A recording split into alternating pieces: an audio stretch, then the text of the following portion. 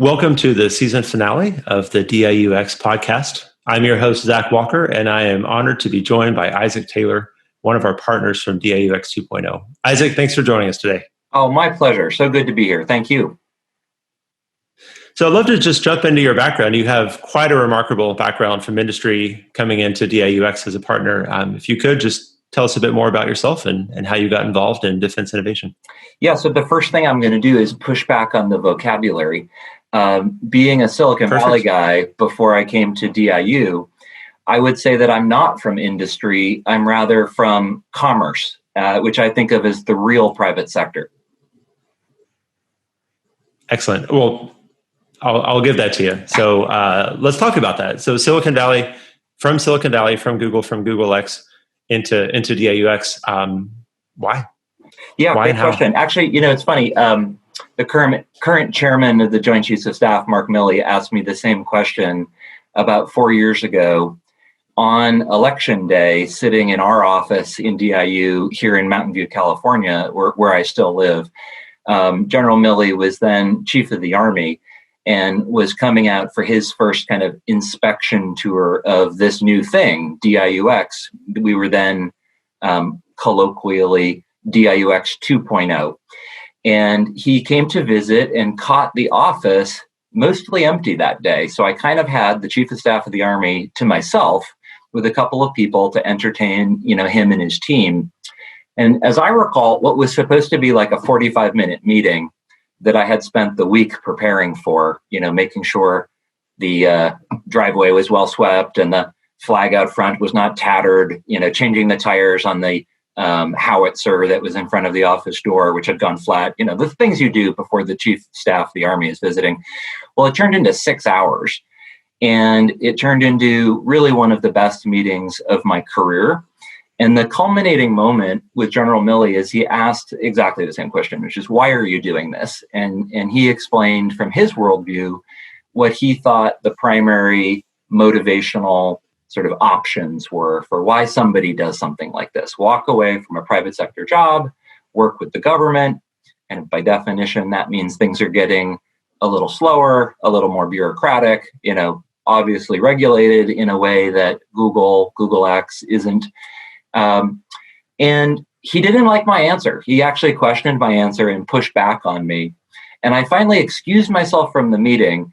Zach, you'll like this. And I left the Chief of Staff of the Army alone in our office, being entertained by the rest of the staff. And I drove over to NASA Ames, where my son was in daycare at NASA. I took him out of the daycare and brought my son back to the meeting, introduced him to General Milley and said, this is why I'm doing this. And General Milley coined my son, for those of you who understand what the coins mean in the military culture. He coined my son with his personal hockey puck, which is to this day the crown jewel of the family coin collection. Wow. And when your son goes to the bars, he'll be able to get free drinks. As long as he continues to carry the hockey puck around in his pocket. Yes. I hope he does. So yeah, the answer to your question is, after working in tech for 15 years, a little more than 15 years, frankly, I had some of the best jobs in the private sector. I got to build amazing new technologies, products, platforms that, during my career, I had seen, frankly, literally change the world. So we built things like Google Maps from scratch, which, before we had Google Maps, you're old enough to remember what navigation was like when you were trying to do it on a BlackBerry or with a offline printout of an online map. Right. Now, the way we move and even think about driving, navigation, rendezvous, traffic, these things have become digitalized. And there is, in essence, a high frequency trading market for information about people, places, activity, traffic. Because of this market, it actually starts to get optimizable, meaning if there's a traffic jam here in San Francisco, I don't know, everyone's trying to go to the baseball game at the same time, Google Maps sees that, and it actually can start to solve the problem by routing some of the cars onto different roads that are not clogged up and slowed down.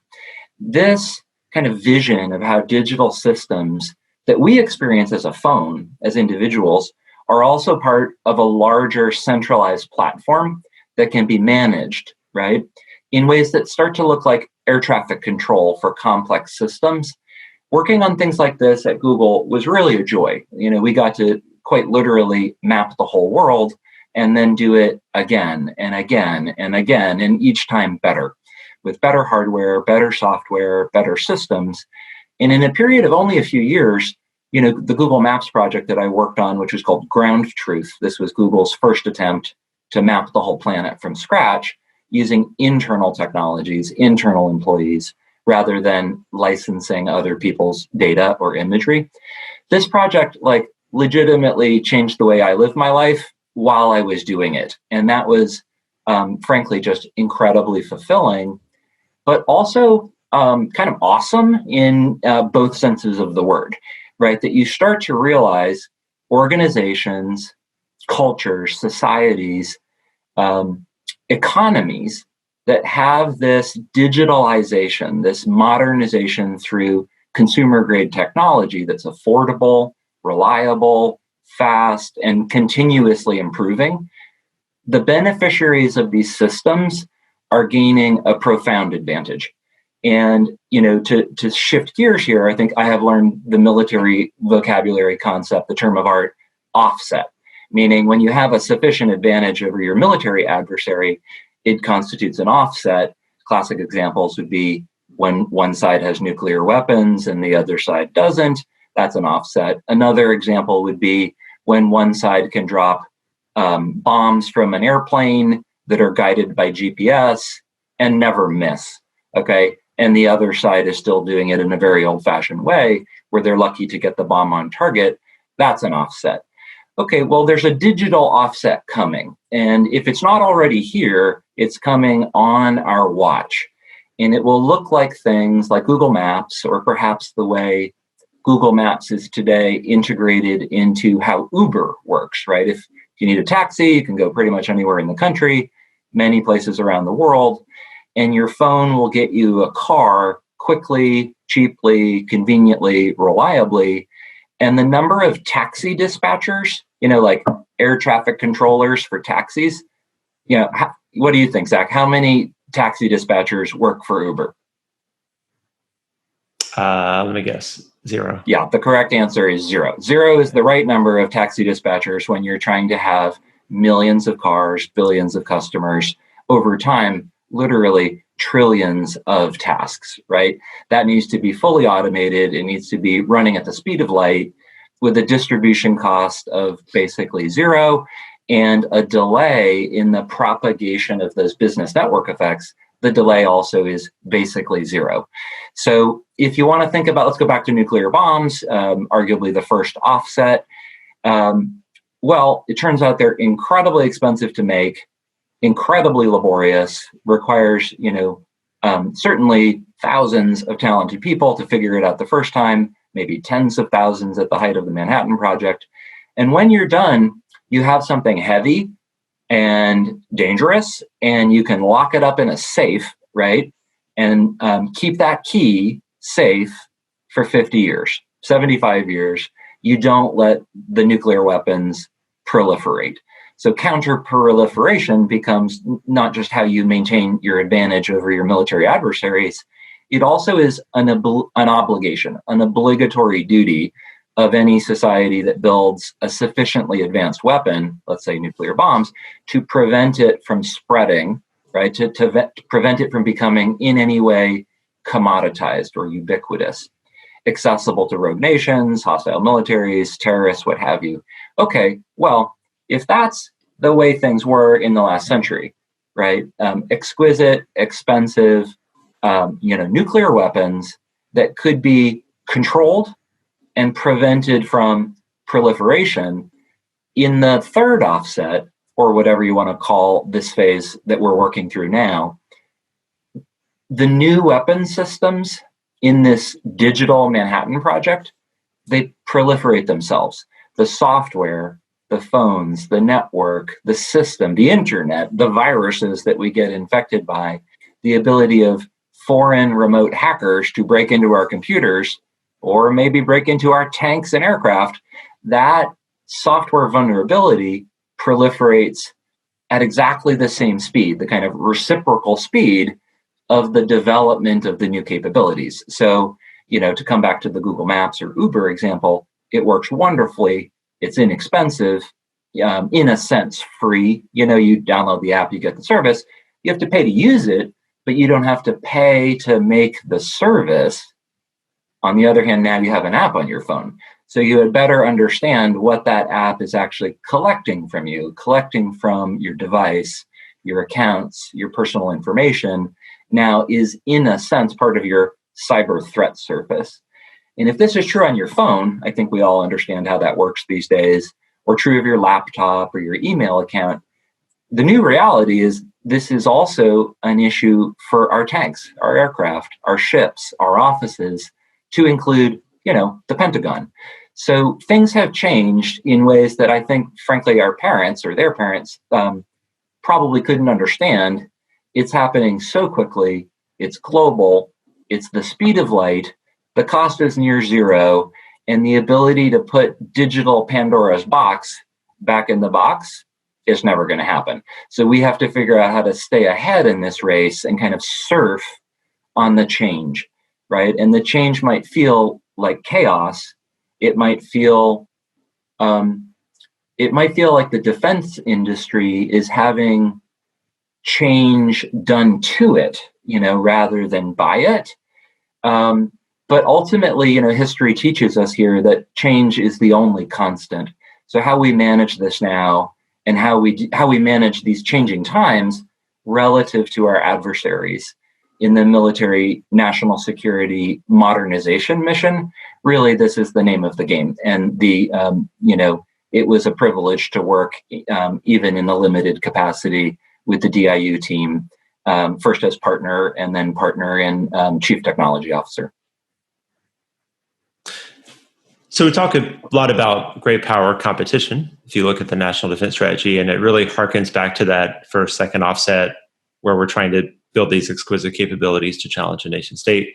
That sounds a lot different than the proliferation of like Google Maps that you mentioned, where it's more innovation, where it's this thing that's ubiquitous and available and essentially free, and being able to harness that for a nation state to meet its ends. If you could speak a bit about that dynamic between competition, innovation, and what you saw both in commerce, not industry, and then of course in the DoD side. So competition ultimately is a predicate, an enabling predicate for innovation. I believe you can't really have innovation without vigorous, sustained, accountable competition. The easiest way to do that is in a market where there are price and value decisions being made by all of the participants, investors and companies, the executives and employees building new products and services, their competitors, and ultimately their shared customers, the end user who's making a value decision about what to spend their money on, or in the case of free things, free services, which to choose and why. This competition in a marketplace in the real private sector produces continuous accountability. Somebody builds a bad product, bad service, the market will punish them, right? Even if people have paid for it, if they don't like it, they're going to buy something else, right? And ironically, this is even more true when people don't pay anything. So if you you go to Google, you don't have to pay a dime to use Google, broadly speaking. Google isn't charging its customers to use its website and many of its consumer services. They're free. When I worked at Google, one of the difficulties actually of running large, global, free digital businesses is that your customers can leave at any time, right? If anyone offers a better product, service, experience, your customer's gone. So, our CEOs trained us to think always for what are the customer's needs, right? The customer, the user, as we would call it at Google, always has to be foremost as you're designing a business, designing a product, or just running the business and making decisions about cost, service levels, delays between upgrades, rollout of new features, practicing on the customer by pushing out buggy software that breaks things. This can be catastrophic in a large business where you're breaking millions of people's experiences, potentially with the push of a button. And so we learned, to put my Google hat back on, and to be clear, I worked there from 2003 until I came into DoD at DIU. I haven't worked at Google for more than 5 years, so please don't misunderstand that I am qualified or capable of speaking on behalf of Google today. But I did spend, the formative years of my career there, and I remember what that was like. And I'll tell you what it was like. It was continuous, relentless competition. First, actually, from Yahoo, then Microsoft, later Apple, then to include Facebook, and hundreds of other super talented companies building, frankly, the world's best products and services in a continuous contest, right, for happy customers, as measured sometimes in market share, sometimes in revenue, but always in customer satisfaction. And I'll tell you, I think that's one of the things that's really missing from and really hard at the DoD is remembering who the customer is, like who is the person that we are modernizing for. And one of the reasons that's hard is because there's a disconnect between the women and men in uniform. Let's call them the operators, the people who are in boots, in combat, far away from home. Sometimes it's hard to remember that they are your customer because, in fact, the person writing the checks probably works in Washington, right? They probably work in the Pentagon. They probably get their money on Capitol Hill from Congress. And it can become really easy to get confused about who's really in charge here, right? As you build new technologies, new systems that enable new tactics or concepts of operation, I think it's critically important to always remember to focus on the user, to focus on the operator. It's their unmet needs that are the real marketplace for innovation. And to do that, I think it's hard to meet your customers' needs from inside of a non-competitive ecosystem. So, for example, I don't know how many companies there are that make tanks for the United States of America, but I assure you it's not very many. Right. And similarly, I don't know how many companies exactly there are that make submarines or stealth fighters or aircraft carriers, but it's not very many. And that just is the way it is. We have managed our defense industrial base, heavy industry, state-sponsored defense industries. We've managed them in a certain way that served us well during the Cold War, and it served us well during World War II. And it has brought us to this place we're at now where there actually isn't a lot of competition for some of these monster defense programs that are measured in dozens, perhaps hundreds of billions of dollars over time. And the difference between the culture and the systems and methods of working that you find in places without a lot of competition, I think you also find there's not a lot of innovation. So to me, the exercise in coming from the private sector into DIU, then an element of the Office of the Secretary of Defense. When I joined, appointed by former Secretary of Defense Ash Carter, there was a clear sense that the government wanted help reintroducing competition, reintroducing innovation, and ultimately with the goal being velocity of modernization. You could think about this sort of like in the rocket equation that governs, how we launch spacecraft and satellites. They use the term of art delta V, right? The difference in velocity. That's really what we're looking for too in DIU is the rate of change, right? To accelerate the rate of change within the department to better match the changing times we live in. Oh, that makes a lot of sense. A lot to unpack there, certainly. Maybe more U.S. companies should make tanks, really put the tank in Shark Tank in a different way. But it's unlikely, right? It's unlikely to foment that kind of industry relatively quickly. So I think some would argue, well, okay, maybe we can just buy the modernization that we need if we can't get it out of the defense industry. You make a really important point. And let me be clear. I'm not criticizing traditional defense contractors, okay? they're in the most heavily regulated industry in the world.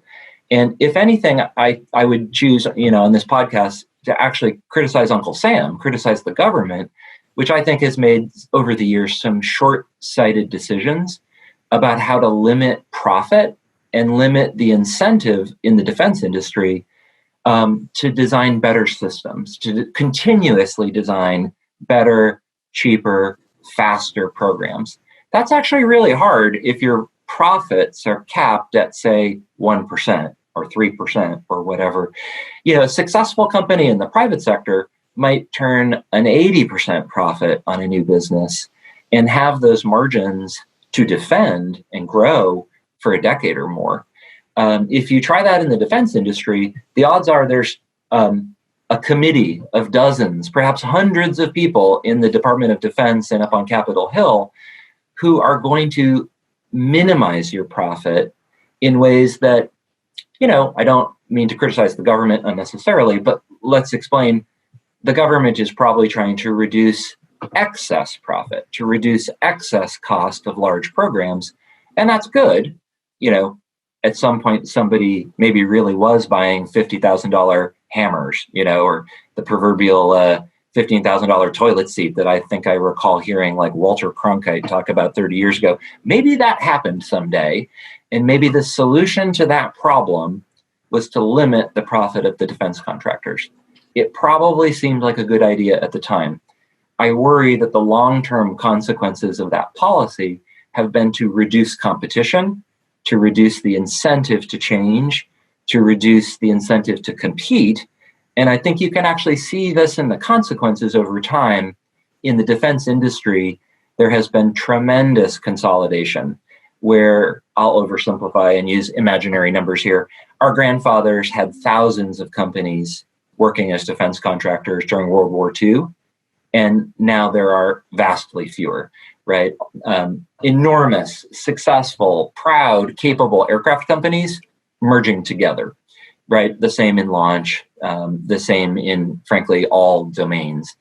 So, for Ash Carter, to put some words in his mouth or paraphrase things I heard him say to me personally here, the goal really is to hitch the Department of Defense and its need for change, new technologies, new ways of working, to hitch that to this sort of locomotive in the private sector that is powering into the future, climbing up this hill, right? We need to hitch the train together because these two worlds are really different right now, but they're compatible. And they're compatible in a slightly counterintuitive way. I think a lot of people in the Department of Defense and the defense industry think of innovation as a noun, meaning the word, it can be used as the object in a sentence. I am going to go get some innovation, right? I have innovation in my programs. I don't think it actually works that way. I think innovation is a verb. It is, as Secretary Carter and I discussed, actually a gerund. It's like a verb that describes a continuing state. We have to do it. We can't buy it. You can go buy a tank. Got it. You can even buy a better tank, right? Actually, Dr. Roper, now in charge of acquisitions at the Air Force, really just blew my mind recently, earlier this month, shooting down a missile with a tank. That's amazing. That's unbelievably super cool and is probably going to be super important to military national security for decades, if not centuries. Okay. On the other hand, the software that is powering those systems that allow a tank to see a missile a long way away and shoot accurately at a fast-moving target that's small and evasive and so forth, the software powering that is something that we had to make, not buy. It was the integration of really sophisticated systems built by a mix, I think many dozens of companies. Better, faster, cheaper. Pick three, pick two, maybe pick one. How does that relate to what you've seen in the department? Right on. So if change is constant and competition produces innovation, one of the long-term effects is that in the private sector, you end up with a lot of pretty good stuff that's for sale already. You can go down to Best Buy or just more broadly scout Silicon Valley, and you will find many interesting things that have already been designed, already been built, they're already for sale. And from the perspective of the DoD, you really can get cheaper, better, and faster, all three, rather than having to normally, you can only pick two, right?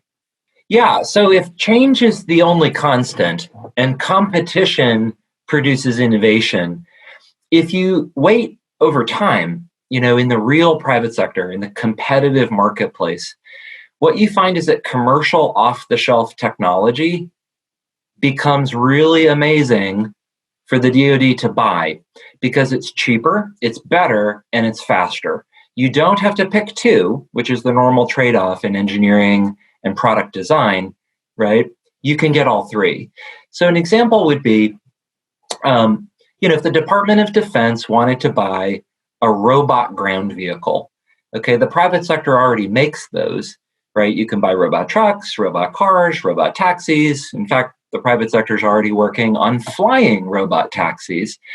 And if the Department of Defense wants to do business with these companies, they'll find that their technology is amazing. They're 5, 10, sometimes 15, or even 20 years ahead of the state of the art in the defense industry because they've been working on this for a long time. And there's an arbitrage opportunity. The farther ahead a particular industry or sector of the commercial market is, the farther they are ahead, the longer they've been away from working with Uncle Sam, really the more kind of gold is in them thar hills because you can go arbitrage off that difference, right? Now, you're not going to find any aircraft carriers in the private sector. You're not going to find, stealth fighters. But if what you're looking for are things like machine learning, artificial intelligence, state-of-the-art autonomy, augmented reality, cloud computing, resilient, multi-altitude, multi-platform networking, cryptology, communications devices, all of these things are available if the government shops from the real world. And I say this with all due respect to the defense industry, but if you were to ask a generic kind of abstracted defense contractor to try to make an Apple iPhone, right, and to try to do that through the government FAR contracting system, it's just not going to turn out very well. It's going to turn into a massive, expensive, slow-moving, bureaucratic process because there's no competition. So yeah, cheaper, faster, better, pick three. I think that is a misconception for people that don't realize that the DoD just doesn't have that kind of economy of scale. And in a lot of ways, what you're saying, is just saying that the structure of a system tends to define the performance of that system, right? And it makes a lot of sense. But that's exactly what you're saying. If you create a defense industry that is bound by literally 1 million pages or 1 million words of the federal acquisition regulations and further burdened by the Competition and Contracting Act and all of these just different onerous things that, yes, maybe making up for injustices from the 80s. But what it means is that, yeah, you go to a company and say, I want an iPhone. It's never going to happen. Or by the time you get it delivered for $1 trillion, it will be as good as something from 20 years ago in the private sector. But that's not really a surprise. So the DoD does know that. The National Defense Strategy says something to the effect of, these days it doesn't really matter if you make better technology, right? That's kind of a given. What's hard is how you integrate it, you adapt it to your way of fighting. So I think we get it. It's just because of this structure, it makes it so difficult. So then organizations like Defense Innovation Unit come along, and it's a path forward to say, well, maybe you don't play by these rules. Maybe use different rules. And I know that isn't necessarily scalable or sustainable or can transition as easily because at the end of the day, you've got the system. So how have you seen ways to perhaps cross that barrier so that you can get better, faster, cheaper, but that you can still get it 5-10 years from now? Yeah, well, so I think you just said it, but I'm also going to be more optimistic than I think I just heard you be. I do think the innovation is sustainable. I think the key is to flex your authorities muscles.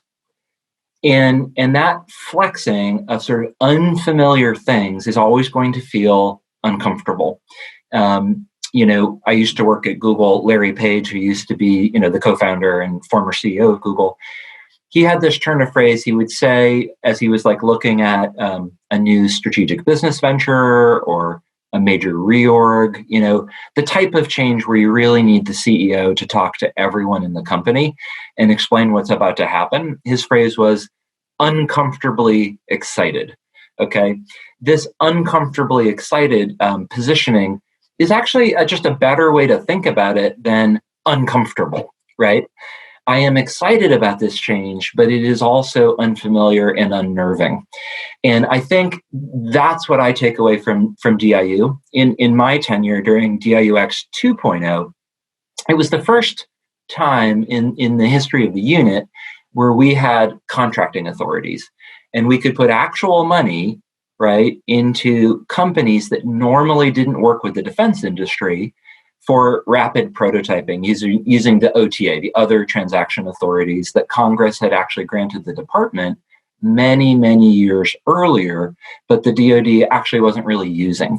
So finding these underutilized, underexploited authorities and flexing those muscles really purposefully, that's how we keep this enduring and keep the innovation, the modernization, and the rate of change as fast as possible. And ultimately, I don't think it really matters if a particular initiative reaches its natural end. What's important is finding the next one, the next chunk of innovation, meaning we're not climbing Mount Everest here.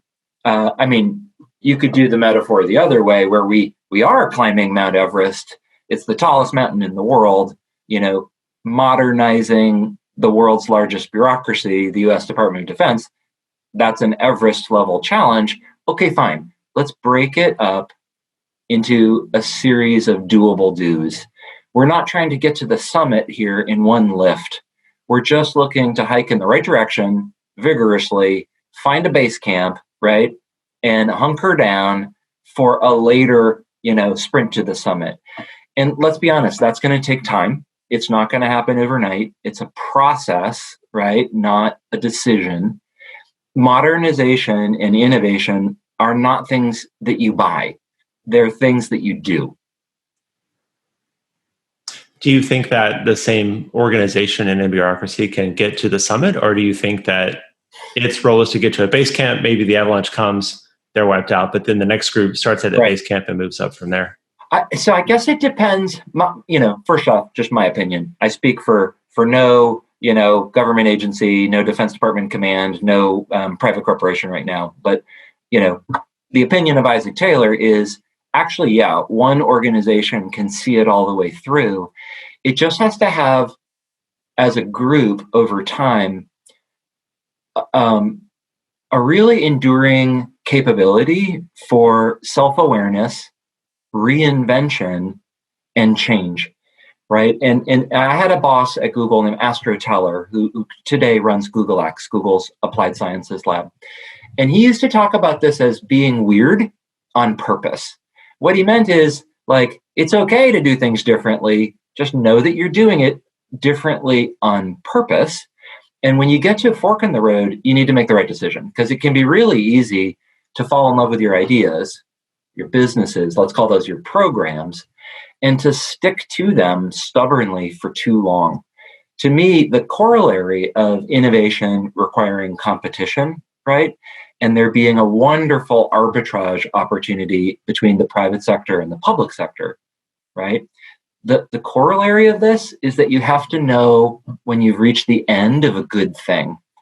And this means whether it's a product, a business, a brand, these are private sector words, or maybe it's a program, a platform, a tactic or capability, we have to learn better, I think, how to sunset these and allow the same organization to transcend the previous program, the previous normal, the previous routine. And there are thousands of great examples within the DoD just in the 5 years that I've spent working within the DoD, thousands of examples of this. I think actually the operator, the program offices, the services that own the mission to train and equip, the forces in the field, I actually think they're absolutely capable of continuous reinvention. But there is a challenge here. It's the age-old lead, follow, or get out of the way challenge. And I think it's particularly difficult for senior officers or long-tenured civil servants to recognize when a new idea is bubbling up from inside the ranks and from the lower levels of the organization, which is the beginning of a tsunami or earthquake of change, right? I think that the military is like quite literally overrun with acronyms and buzzwords and, the coolest idea of the century of the month, right? This process of having relentless, think tank and thought leadership kind of doctrinal wars over how do we think about what we're doing? How do we think about who we are? Frankly, it's exhausting. And I think it teaches the institution how to ignore the noise. And this creates a particular burden for everyone in the organization, not just the Joint Chiefs, not just the flag officers. Everyone top to bottom has to learn how to squelch that sort of signal to noise ratio, tune out the chaos, focus on the mission, stick with it because it's doable, but keep an eye out open for the next thing that's coming, which makes all of your other work instantly obsolete. And being intellectually honest about those moments when you just have to admit this thing I've been working on for 25 years is no longer useful, no longer valuable. It's actually not even fightable anymore. Meaning if I take this thing in the abstract and I go to war, I'm going to lose. Those are incredibly different moments of self-reflection and self-audit, but we have to do it ourselves or our adversaries will inevitably do it to us, right? This is, I think it's Clausewitz, war is the greatest auditor of organizations. I wanted to bring that up because the way you make it sound, it sounds very difficult to really understand, or it takes an exceptional person to have that kind of self-awareness to realize that. But I know you take a lot of cues from history, and you've in fact taught a few of our secretaries of defense a bit about how history applies to what they're doing. Yeah. And I would love for you to share some of the anecdotes of how you think history can guide the challenges that we're facing. Right. Well, I won't say I've taught our secretaries of defense anything, but I did have the rare privilege to interact both with Secretary Carter and later Secretary Mattis. And, my tenure with DIU spanned the Obama administration and the current Trump administration. And it was frankly an exhilarating, paradoxical experience to work on both sides of that change in administrations. As an entrepreneur, it was really a perfect way to come aboard, to be appointed by the sitting Secretary of Defense to help in some small way with defense modernization. And to have Secretary Carter's kind of wind in our sails was a terrific way to have DIUx launch its new contracting authorities. But let me be clear. I actually preferred working for Secretary Mattis during the Trump administration. No offense to Ash Carter, no offense to all the good people in the Obama administration, but my experience as a reformer and an innovator was actually that I could get more done more quickly during the Trump administration for a slightly unexpected or counterintuitive reason, which was it took them a while to fill out the ranks of the government. As you know, when a new president is sworn in, it's traditional in Washington for thousands of the most senior people in Washington to resign their jobs and offer their resignation to their new boss, who then gets to choose with maximum control authority, maximum discretion, who to retain and who to replace. Well, with all due respect to the Trump administration, they were unusually slow to hire in the top levels of senior civil servants into the DoD. And we actually found ourselves briefly for about a year with a lot less oversight than you would think inside of the DoD. And this is any reformer's dream scenario. right? To have the authorities, to have the budget, to have a winning team, to have an opportunity to move out on the mission and know what you're doing.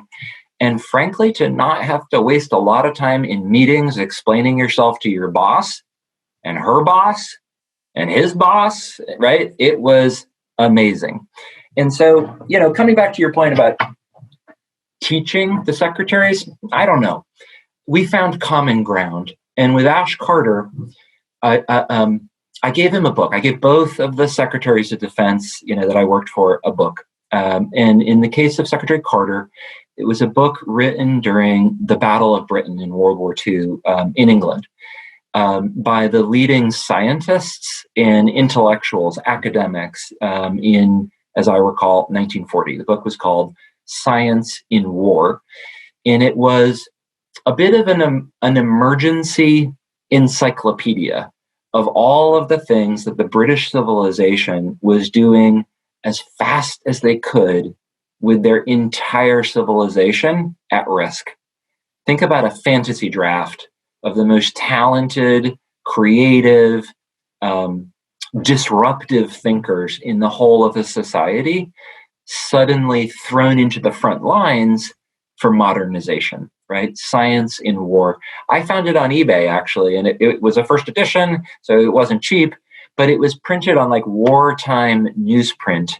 And you could tell that the academics writing it, PhDs from Cambridge, Oxford, the rest of the top schools in that country, they were literally facing an existential crisis. And this was in many ways their sort of cognitive last will and testament. Here's what we need to do to have a chance to get through to next year. Okay. Science and engineering, modernization in crisis. This is the book I gave to Secretary Carter, and he seemed to really enjoy it. He and I had a lot of interesting conversations about science, big science, applied technology. Now, with Secretary Mattis, we had a different relationship. Handshakes, not hugs. But I gave him a book that I think he also appreciated, and it was a book written about the Korean War from the perspective of the Chinese General Staff in the People's Liberation Army. A book called Enter the Dragon by a British war correspondent named Russell Spur, who had actually embedded with Mao's Revolutionary Army during the kind of origin story of the current, People's Republic of China. And the generals who had gone through the revolution, the war, first off, the Civil War, secondly, the war with Japan, third, the entry into the Korean War. I'm not sure actually many Americans realize that China and the United States fought a war in Korea, and that China attacked us thinking that we were going to invade them. This is, complex history, but I actually recommend this book, Enter the Dragon, to all of your listeners, all of your viewers. I gave the book to Secretary Mattis in 2017 when, as you recall, there were serious concerns that there might be another war on the Korean Peninsula. And my advice to him was that if you read this book, it's clear that no one involved in the Korean War wanted it to happen. No one, right? Not the South Koreans, not the North Koreans, not the Americans, not the Chinese, not the Japanese, nobody. They were exhausted by World War II, terrified about what could happen, to include the potential use of nuclear weapons, which, at this point obviously existed. And it was really a tragically insightful book about how wars happen, even when nobody wants them to. And so this was the book I chose for Secretary Mattis, who, as you know, is famous for his reading. A vastly experienced, field officer in the Marine Corps, and yet, as I understand it, travels, with suitcases, perhaps shipping containers filled with history books. And so I gave him this one and warned that I was personally worried this could happen again, and for the same reasons, which was a mix of technology offsets, strategic misunderstandings or fears, and tactical advantages. And in the case of the Korean War, again, I guess you should go read the book to see it from the Chinese perspective, but they were compelled to enter that war despite having none of the equipment that we had. No planes, no carriers, few, if any, tanks, no artillery.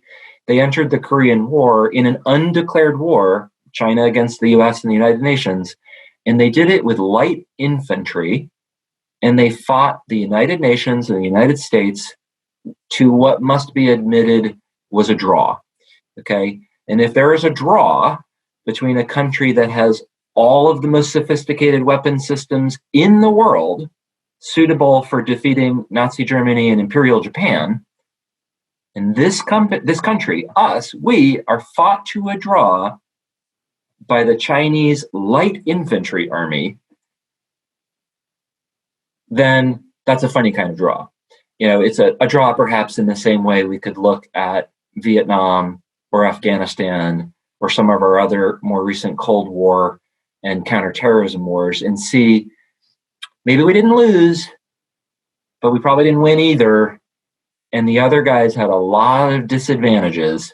So the fact that they fought us to a draw, you might have to argue that they won that war. And here's the point, Zach, you know better than anybody. God forbid there is ever another war between China and the West, between the United Nations, the United States, and the People's Republic of China. They are not just a light infantry army anymore. They are now one of the largest, most well-equipped, right, most modernized militaries on the planet. And we need to be super duper careful about how we manage that relationship and manage the tinderbox, along the demilitarized zone on the Korean Peninsula, because it's incredibly dangerous. And I know that Secretary Mattis felt this way. You can read in the press that he was praying around these times in the National Cathedral. And according to the stories I've read, in the Washington Post, sleeping in his uniform in case the war started in the middle of the night. In this context, I didn't teach Secretary Mattis anything, but we connected on the lessons of history.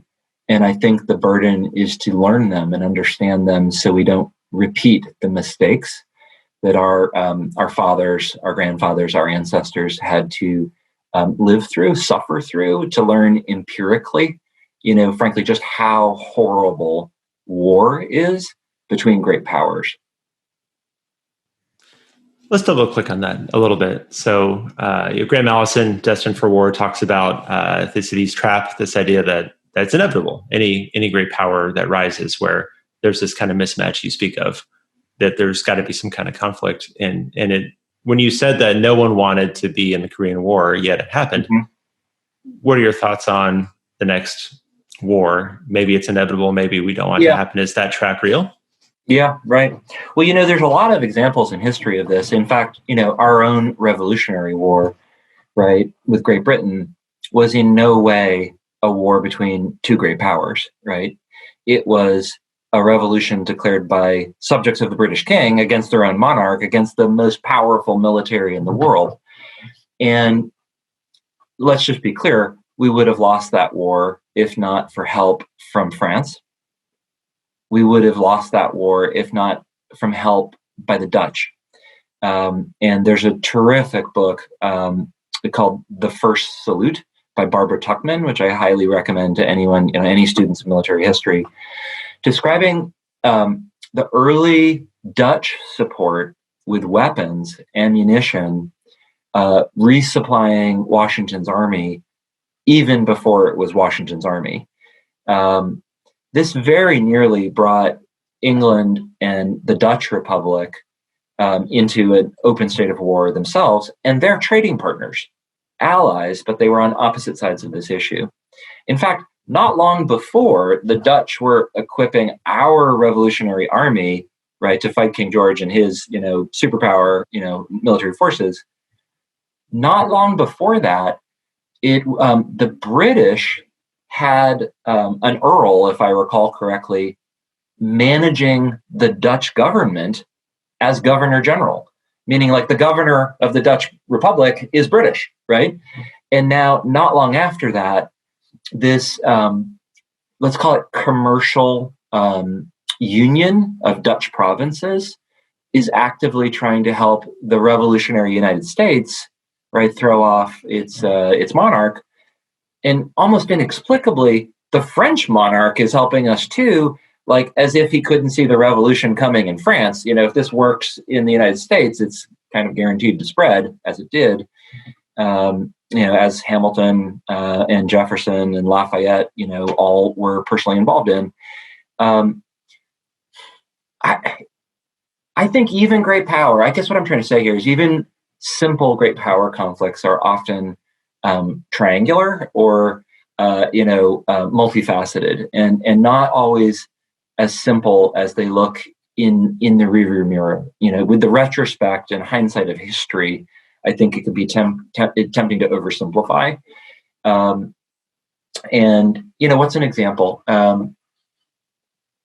Look, we talked earlier about nuclear weapons as the first offset, right? And let's call it electronic warfare, precision-guided munitions, connected systems as the second offset. The third offset, if anyone can define what it is probably just the digitalization and acceleration of everything. Alternately, you could argue the third offset is cyber when all of your other stuff is broken, right? If that latter assertion were true, then the fourth offset is the one we're working on now. That's when you fix all the cyber problems and get on with your military. How do you modernize, during the potential run-up to a great power conflict, where you may well not have the time to do it during the war? In history, typically wars are fought in a kind of slow motion, and you can lose the first battle, even the first campaign. The British get chased off of Dunkirk right off the continent at the beginning of World War II, right? Pearl Harbor for the U.S. and even our own early campaign in North Africa actually didn't go very well, for the U.S. forces. But we learned and we changed what we were designing and manufacturing. We changed how our logistics worked. We changed how training worked. We changed what we were during the war. The real threat in the potential, sort of World War III or great power conflict in the future is just the sheer unholy velocity at which things could occur. And this led ultimately for Secretary Mattis to clarify the focus for the Defense Innovation Unit when I was there. It was not about technology and modernization, right? His focus for us was readiness, meaning being ready to fight. The force needs to be ready, not distracted, right? Ready, not exhausted, ready to fight a radically more lethal war. Readiness and lethality were the clear priorities, right, under the Trump administration. And I think Secretary Mattis correctly saw there really could be a new war in the Korean Peninsula. There could be an escalation with our near-peer great power rivals, who in many ways have capabilities, including a willingness to use new capabilities, right? The willingness to use something no one has ever used before is itself a weapon. And in the case of Russia, they have clearly been willing to use cyber and forms of unrestricted warfare against our society here domestically that are not typically in the playbook for the United States Department of Defense. But the Kremlin is sort of in no holds barred mode, both in the Ukraine, but also right here in America. The disinformation and the weaponization of social media, the internet, news into fake news. This is, in my opinion, a form of warfare. It's undeclared. It's not kinetic. Nobody's dying right now, knock on wood. But this is a form of escalating warfare for all the marbles, because what they are contesting is not a battlefield. It's the continued validity in the American psyche, domestically, at home, of how we feel about each other, about how Republicans feel about Democrats, progressives feel about conservatives, people who live in rural areas feel about people in the cities. Like, we are under a kind of cognitive propaganda attack that's obviously working. And now, do we want to call that war? I'm not sure we do. That comes with a lot of baggage, right? On the other hand, I think there's definitely a limit to how long the United States of America will put up with what we are currently the victims of, which is relentless, accurate, digital, cognitive warfare, right? That's not targeting our soldiers, it's targeting our civilians.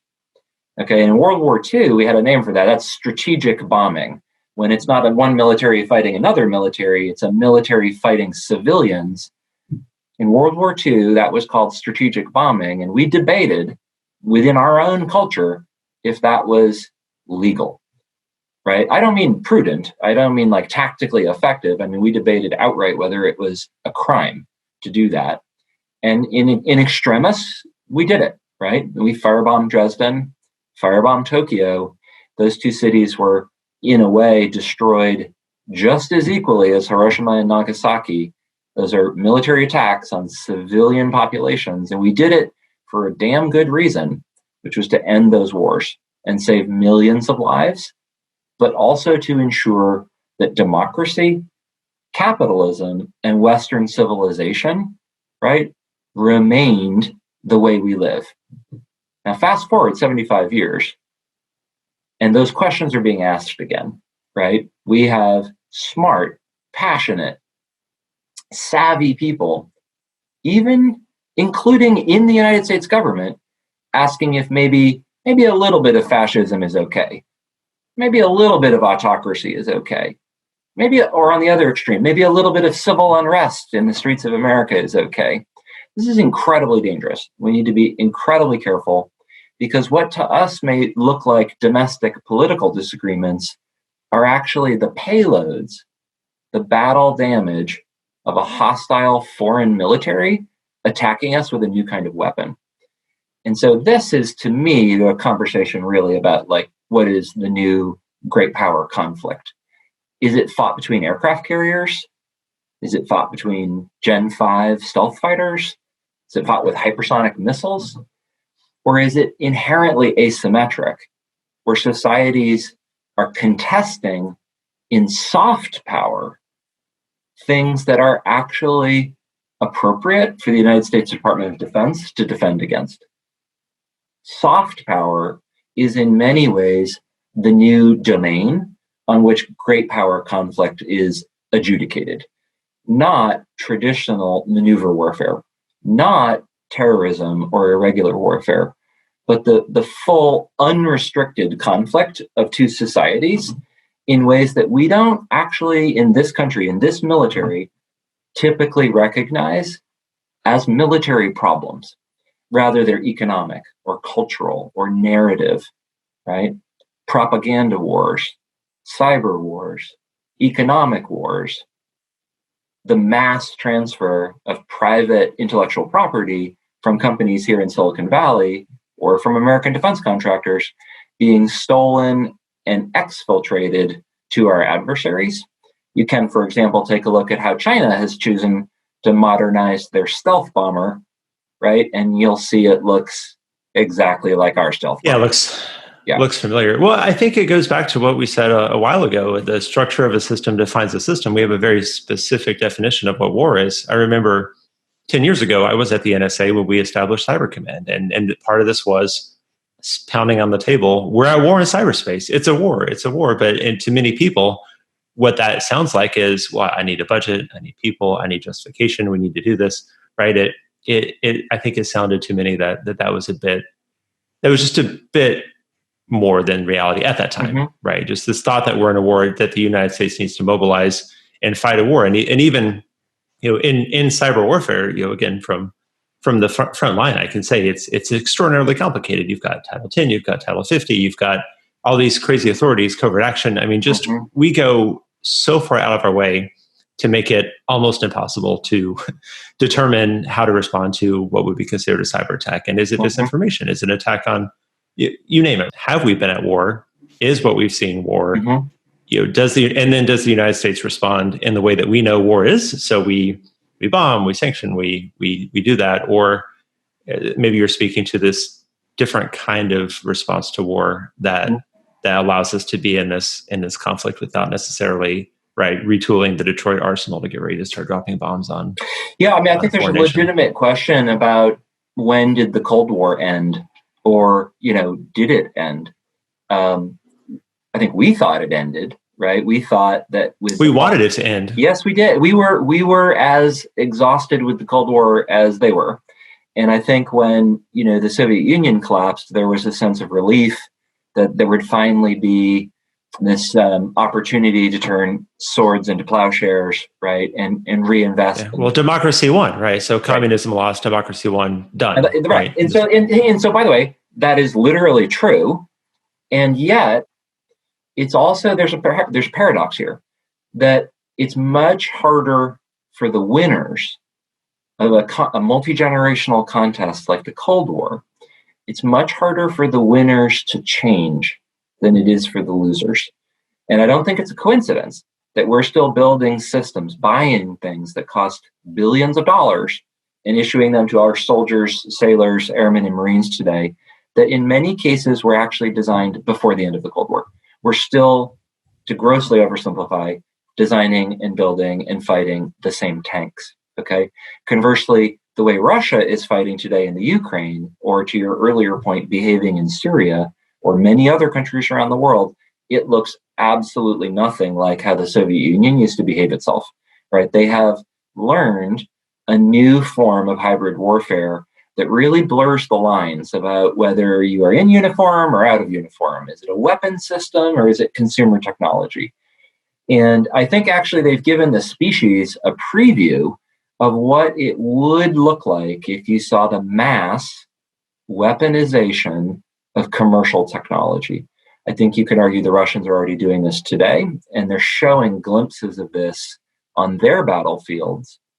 And you do have to wonder, how far along are some of the other countries that are probably working on the same thing? They're just not showing it yet in combat.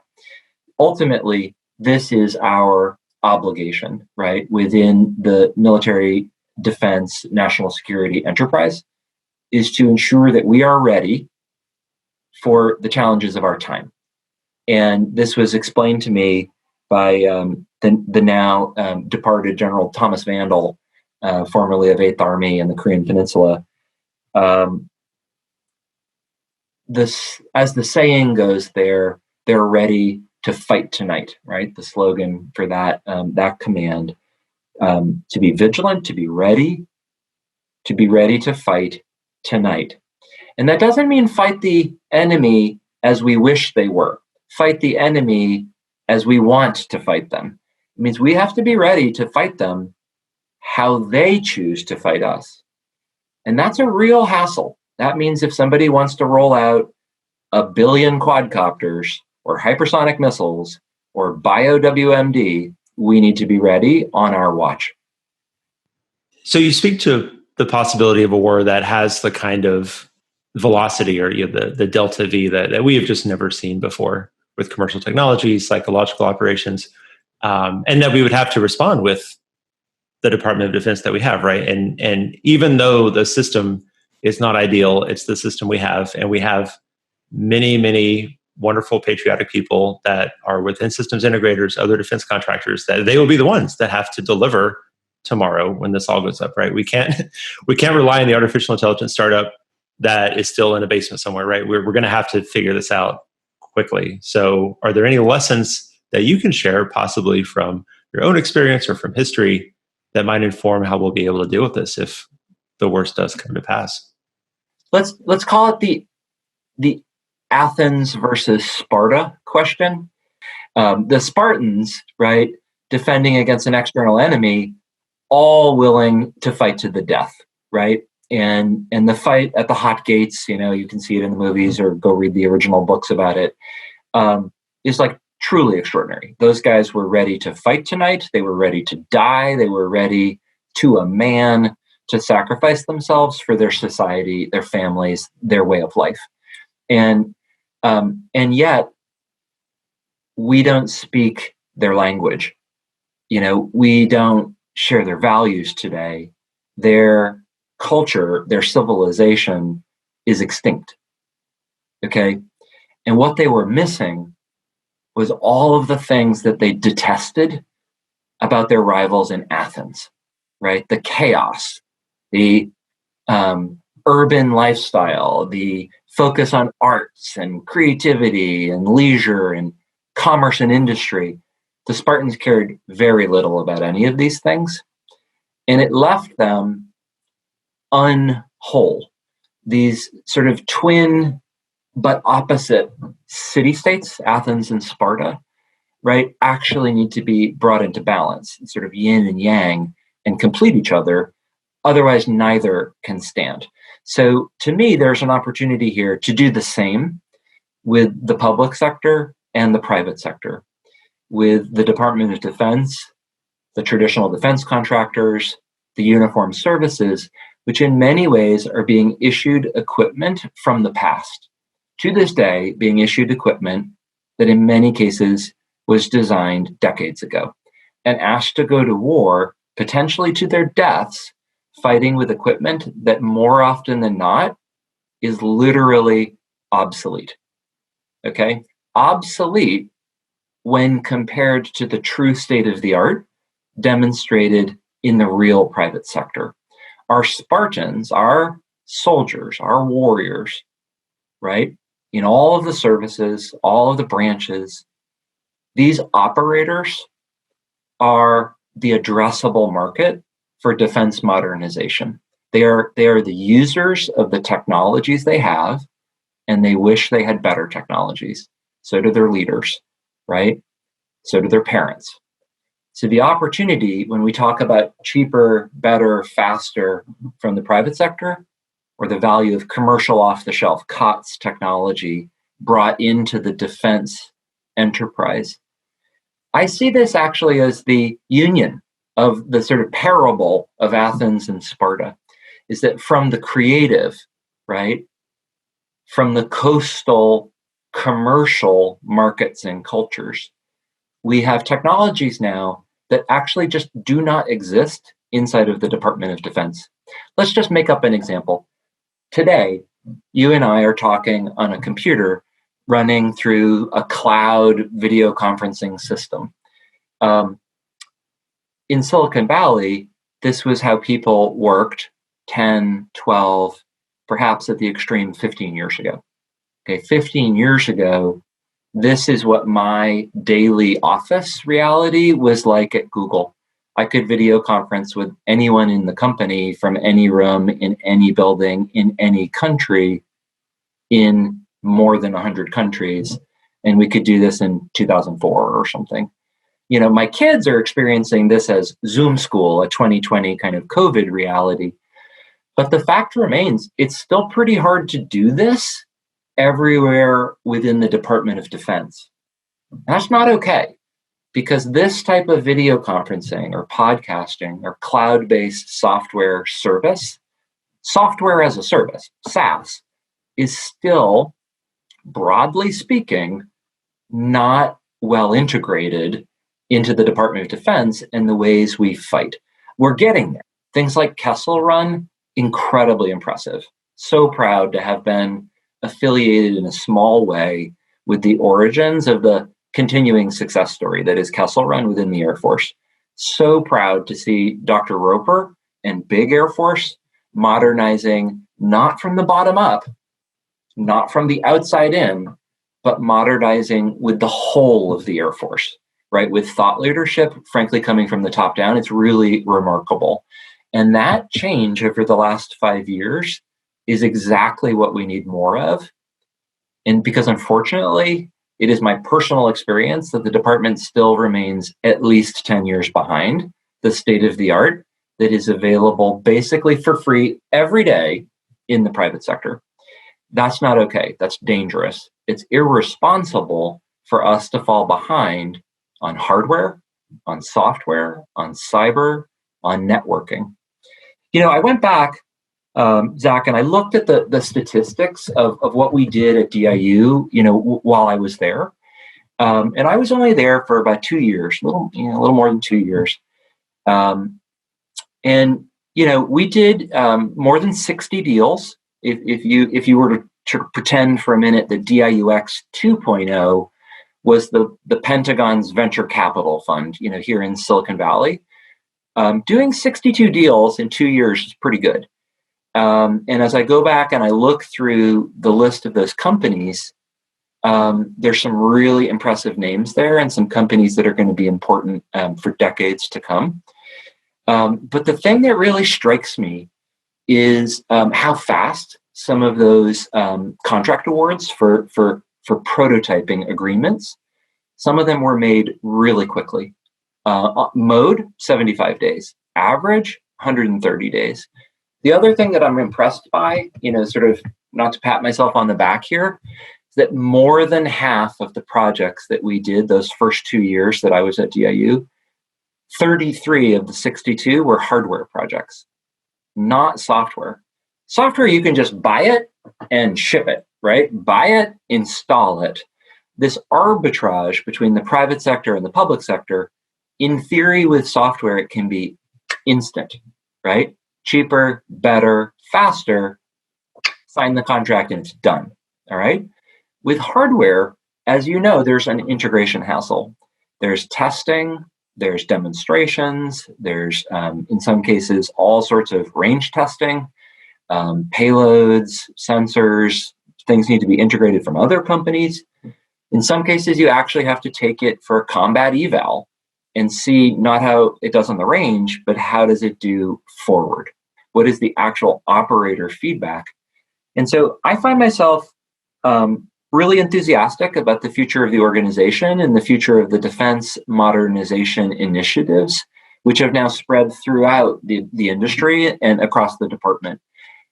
If half of the projects remain focused on hardware, meaning the actual operational needs of our deployable soldiers, sailors, airmen, and Marines, the troops are in contact with their enemies, right? The boots on the ground.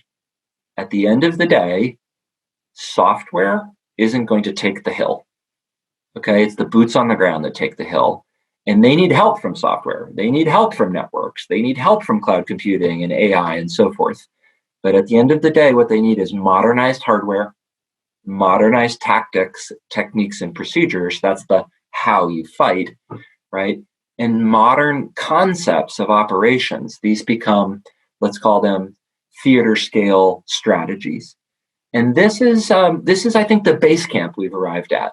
After 5 years of DIU, we are not at the summit of Everest, but the organization, the mission, the force has reached a base camp from which now we can see the top and we can see how far we've come and see how much progress we've made.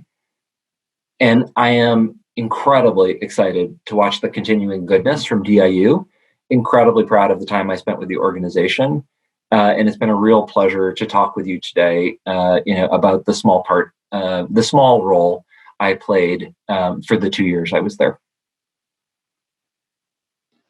Well, Isaac, I feel exactly the same way. And it was a tremendous honor to have you as my final guest in this season of the DIUx podcast. You really appreciate the way that you look at history to help guide the future, and also for what you've done, right? Leaving commerce, as you say, to come into the organization, something that not a lot of people have done. Not a lot of people would be willing to do that, to walk away from, I would say, arguably one of the best jobs in the world if you're a technologist. But to have done that, I mean, it's just on behalf of a grateful nation and department. Thank you for what you did and for what you're doing. It was an honor and a privilege. And, Zach, I actually feel exactly the same way about you. And watching you work over the years at DIU on projects that many people still to this day don't understand the impact, the potential, and frankly, the hassle that you had to go through to accomplish what you have for the Defense Innovation Unit. I want to thank you. And I remember the day we were there in Austin, Texas, opening that office. And I'll tell you, Secretary Carter actually put his foot down on this one. He said, "We are going to Texas." And I said, "Sir, I'd rather go to Seattle." No offense to the good people of Austin, Texas. But Secretary Carter said, "We are going to Texas." Okay. And I am so glad he did, because it's been such a privilege to watch you and the team there in Austin. And there is a natural tendency, right, for the private sector to compete and innovate and modernize in ways that make it faster and faster and faster. And it is the fault of no one in government, no one in Washington, no one in the Department of Defense, that the long-term consequence of bureaucracy is that things slow down, right? This is what it is. It works that way for a reason. As you've put it, the system we work in, predicts the outcome. But there also is this beautiful opportunity for arbitrage, right? To bring commercial off-the-shelf technologies and commercial methodologies, not what you buy, but how you build it. To bring this know-how and ways of thinking, ways of working, bring that from the real private sector back to the national security mission. And it often will prove faster, better, and cheaper. Pick three, right? And why do we do this? We do this because it's our duty to be ready to deter and defeat the enemies that we face today, right? And this includes great power conflict, the potential return to wars, tension, conflict, struggle between the largest and most powerful countries in the world. There's no good outcome if there's wars between superpowers, right? Even small wars are disasters. So it is literally our duty to deter unwanted wars. And history is filled with examples of what happens when a civilization fails to deter its adversaries. They get into unwanted wars, right? Obsolete technology can lose you a battle, but obsolete systems, obsolete vision causes unwanted wars and loses them. So, this is our duty in this time to modernize this military. We have what we have. We are what we are. But the modernization is critical, imperative, urgent, and the best part, doable. We are doing it every day, and the progress we've made just over the last few years is truly remarkable.